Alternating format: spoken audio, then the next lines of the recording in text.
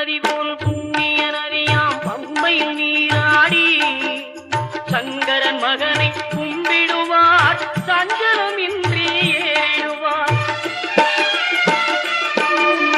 நீலிமலை ஏற்றம் சிவபாலனும் ஏற்றிடுவார். காலமெல்லாம் நமக்கே அருள்காவலனாயிருப்பார். தேகபலம் தா பாதபலம் தா தேகபலம் தா பாதபலம் தா தேகபலம் தா என்ற